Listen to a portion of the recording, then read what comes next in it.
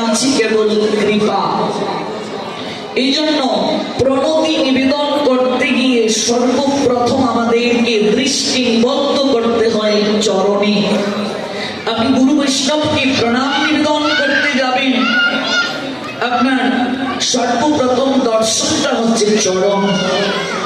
আপনি মন্দিরে এসেছেন, ভগবানকে প্রণাম দেবেন, সর্বপ্রথম আপনার চরণ দর্শন করতে হবে প্রণাম করতে গিয়ে। এবার আসুন, প্রণাম কাকে বলে, প্রণাম শব্দের অর্থ কি? সনাতন ধর্মের 1/3 লোকেরা প্রণাম দেওয়ার বিধি জানেন না। আমাদের আজকের আলোচ্য বিষয় কেবল প্রণামকে কেন্দ্র করে। আমরা কিভাবে প্রণাম দেব, প্রণামের তত্ত্ব কি, কোন প্রক্রিয়ায় প্রণাম দিলে কৃপা প্রাপ্তি হবে, কোন প্রক্রিয়ায় প্রণাম দিলে অপরাধ হবে, এই বিষয়গুলো আমরা শাস্ত্রের আলোকে যথাযথভাবে শ্রবণ করব। তবে বিনম্র নিবেদন, যেটুকু সময় আমরা শ্রবণ করব কায় মনোবাক্যে, যে সকল বাচ্চারা আসনের পশ্চাতে একটু কথা বলেন, যারা দায়িত্বে আছেন তাদের প্রতি আমি একটু নিবেদন করছি এই বিষয়টি একটু খেয়াল রাখার জন্য, কিংবা আমাদের ভক্তদের প্রতিও নিবেদন করছি। প্রণাম শব্দটি তৎসম শব্দ। যেহেতু আমি বাংলা সাহিত্যের ছাত্র, ব্যাকরণ নিয়ে পড়াশোনা করেছি,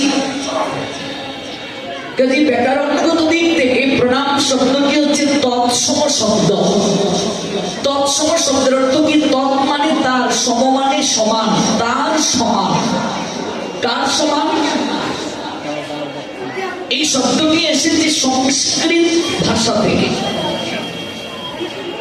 সংস্কৃতি হলো সকল ভাষার জননী।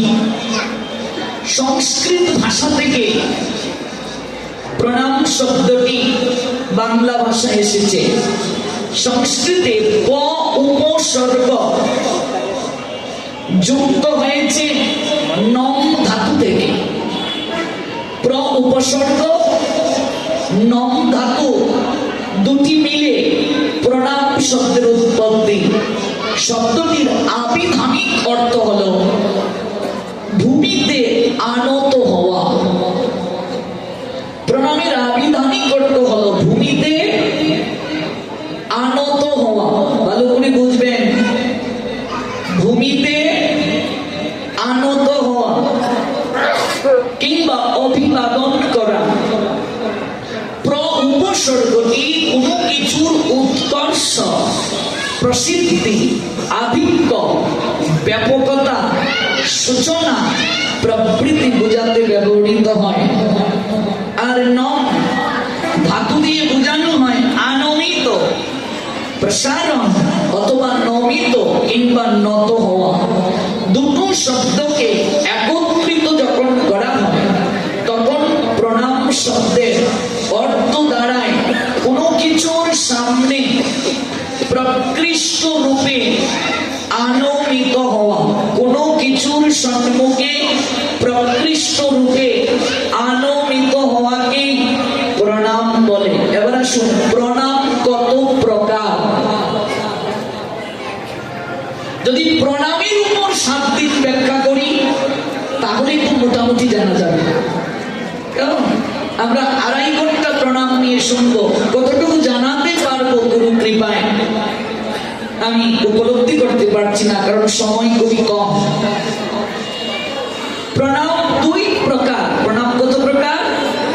2 প্রকার। ষষ্ঠাঙ্গ, পঞ্চাঙ্গ।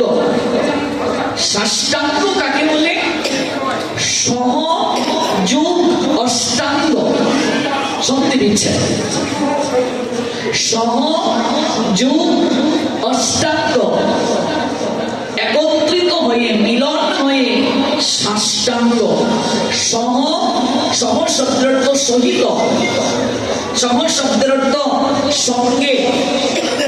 অষ্টাঙ্গ অষ্টযুগ অঙ্গ, 8টি অঙ্গের সহিত হৃদয়ের যে ব্যাকুলতা প্রকাশ আনমিত হয়ে তাকে ষষ্ঠাঙ্গে প্রণাম বলে। ষষ্ঠাঙ্গ প্রণাম কাকে বলে? সমযুগ অষ্টাঙ্গ, 8টি অঙ্গের দ্বারা আনমিত হয়ে হৃদয়ের যে ব্যাকুলতা প্রকাশ, তাকে বলে ষষ্ঠাঙ্গ। এবার জানতে হবে 8টি অঙ্গ কি কি।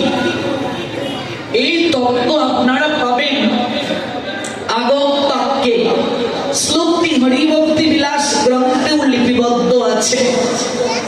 দুর্ব্যাং পদ্মাঞ্চ জানুপে মূরসা শিরসা দৃশা মনসা বচসা চেতি প্রণমষ্টাঙ্গ ঈরিতঃ। হস্তদয়, দুটো হাত, পদদয় অর্থাৎ দুটো চরণ, জানুদয় বক্ষস্থল, মস্তক, চক্ষু, মন, বাক্য। কি কি বললাম? হস্তদয়, পদদয়, জানুদয়, বক্ষস্থল, মস্তক, চক্ষু, মন, বাক্য। এই 8টি বিষয়কে একত্রিত করে যে প্রণাম দেয়া হয় তাকে বলে ষষ্ঠাঙ্গ প্রণাম, কিংবা তাকে বলে দণ্ডবত। তাকে কি বলে? দণ্ডবত। ষষ্ঠাঙ্গ প্রণামের আরেকটি নাম কি? দণ্ডবত। দণ্ড শব্দের অর্থ কাঠি। কাঠির নিয়ায় শুয়ে পড়া।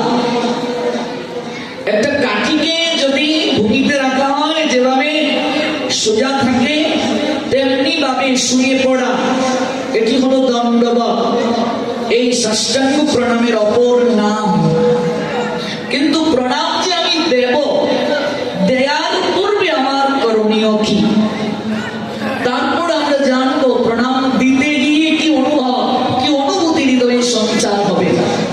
যখন আমরা ভগবানের শ্রী মন্দিরে যাব, সর্বপ্রথম গিয়েই প্রণাম নয়, সর্বপ্রথম হচ্ছে দর্শন। সর্বপ্রথম কি? দর্শন, চোখের সদ্ব্যবহার। এই চোখ যতদিন পর্যন্ত বিশুদ্ধ না হবে ততদিন পর্যন্ত চির সুন্দরকে দর্শন করা যাবে না। চির সুন্দরকে, চির সুন্দর কার নাম?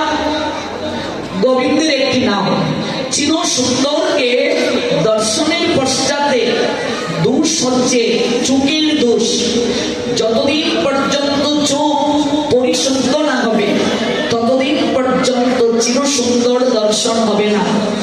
এই দুটো চোখ যখন কোনো কিছুর প্রতি দৃষ্টি নিবদ্ধ করে, হৃদয় মাঝে তখন ব্যাকুলতা শুরু হয়ে যায় সেই বিষয়টি প্রাপ্তির জন্য।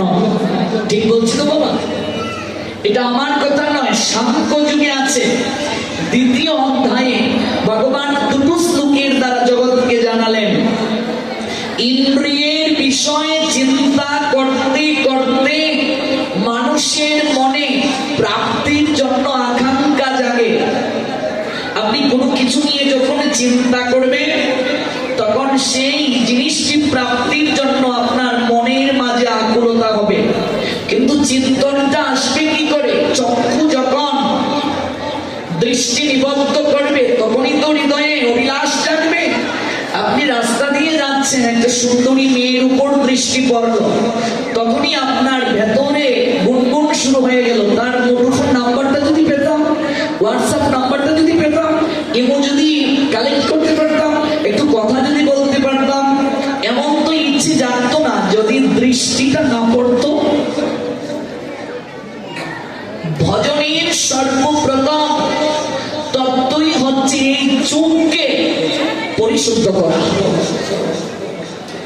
চোখ পরিশুদ্ধ না হলে কিছুই হয় না। এজন্যই 3 বেলা আরতি দর্শন। আরতি কেবল ঘন্টা নাড়া নয় রে মা। আরতি কেবল ধূপ দীপ দেখানো নয়। এই প্রত্যেকটা উপকরণের আলাদা আলাদা অর্থ আছে। এই প্রত্যেকটা উপকরণের সময় হৃদয়ের ব্যাকুলতার কথা শাস্ত্র বলছেন। কোন প্রক্রিয়ায় নিজেকে উপস্থাপন করবে গোবিন্দের নৈকট্যে। আরতি, এটার একটা আবিধানিক অর্থ আছে, এটার একটা বিশেষ তাৎপর্য আছে। তীর্থ দর্শন, বিগ্রহ দর্শন, গুরু বৈষ্ণব কৃষ্ণকে দর্শন করার মূল কারণটাই হচ্ছে চোখটাকে পরিশুদ্ধ করা।